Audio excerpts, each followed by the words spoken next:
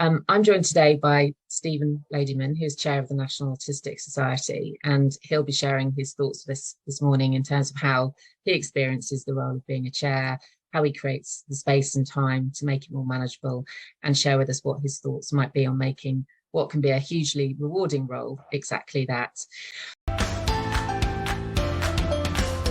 suppose chairing a charity, you've got to remember that the trustees are volunteers. When you're chairing a commercial organisation or a national health trust, for example, all the people on the board are being paid to be there. So you can have an expectation of them. You can expect them to do work as and when it's required, and to have read their papers thoroughly, and you don't need to cut them any slack because they're being paid to do the job. When you're dealing with volunteer trustees, that can be a little bit more difficult to do. And I find that most trustees do take the job very seriously, but equally, there'll be times when they have to give more attention to their day job, whatever's paying their bills, rather than to their work as a volunteer trustee. And then you have to be prepared to cut them a little slack and understand that they have a life of their own to deal with, and that they're only volunteers. So I suppose that's the biggest challenge in my mind, is overcoming that difference.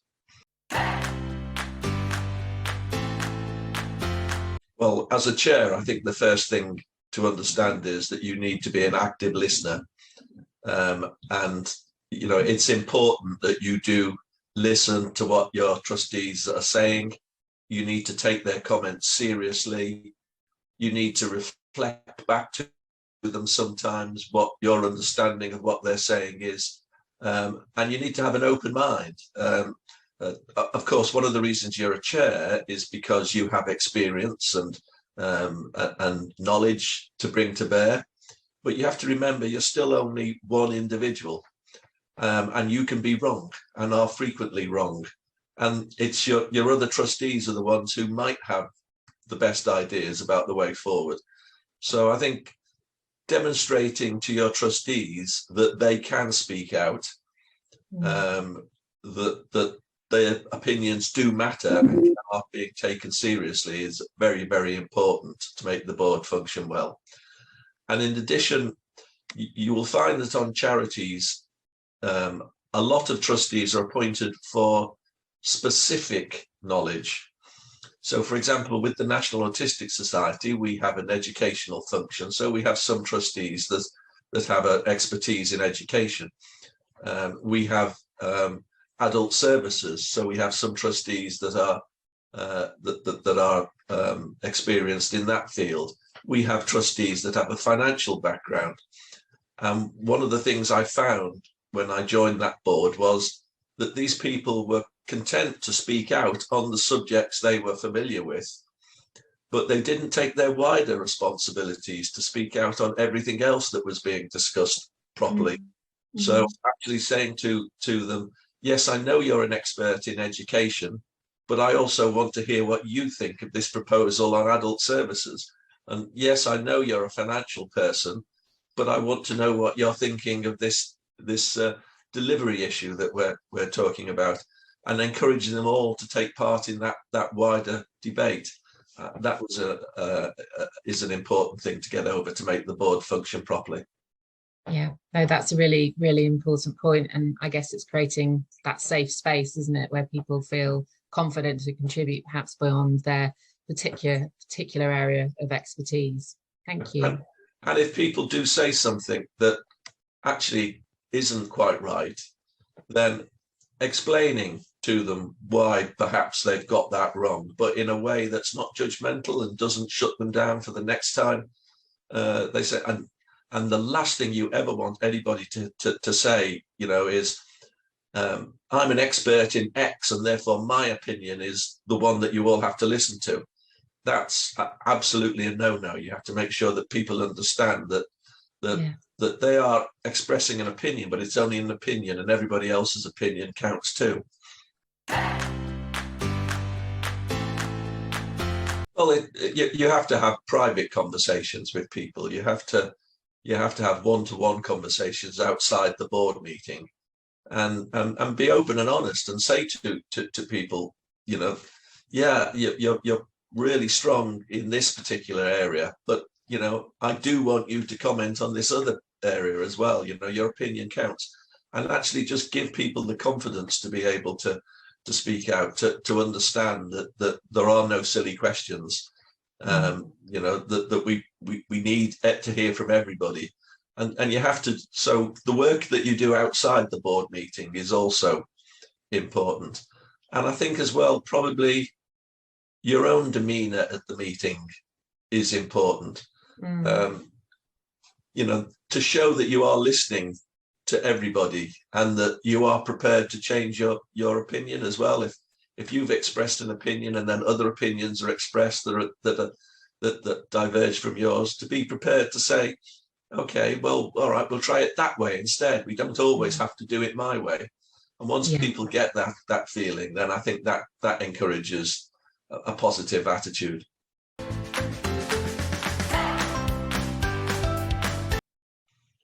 Well, I suppose the first thing is that you probably don't get to be a chair without having been on committees and involved in boards where you're not the chair.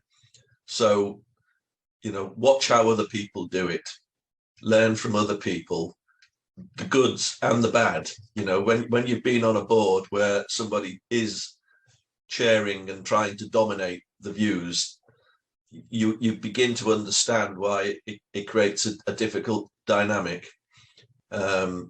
So, you know, if you felt uncomfortable in a board meeting, ask yourself why you felt uncomfortable, who made you feel uncomfortable, and make sure you don't follow that behavior when you go forward.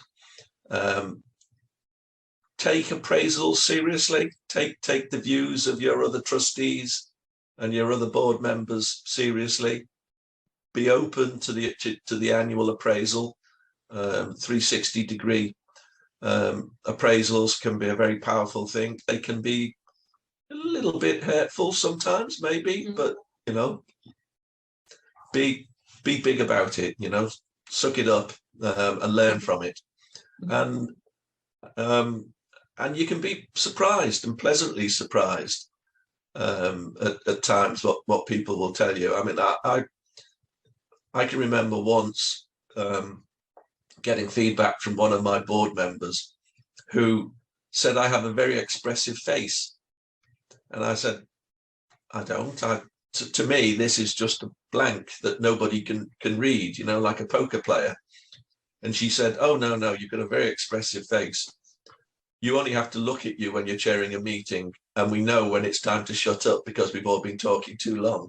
And I had no idea that I was saying things through my face while they were talking, and that can be powerful, but it can also be dangerous because you might be saying to somebody, "Shut up," when actually you shouldn't be saying "shut up." You should be saying, you know, yeah, expand on this. You know, we're interested in what you have to say, and if you're looking that you're fed up with what somebody's talking, and it's one of those people that don't feel comfortable expressing themselves, you could really damage the relationship that they have with you and with the board, because they may not be prepared to talk anymore after that. Not every meeting now has to be face to face. I think your main board meeting, maybe it's best to have that face to face at least a couple of times a year, so people are in the same room. But committee meetings no longer need to be face to face. Having a one-to-one with a colleague doesn't have to be face to face anymore. So, you know, what used to fill up my entire day can now be done in an hour on a screen, and lets me get on with something else.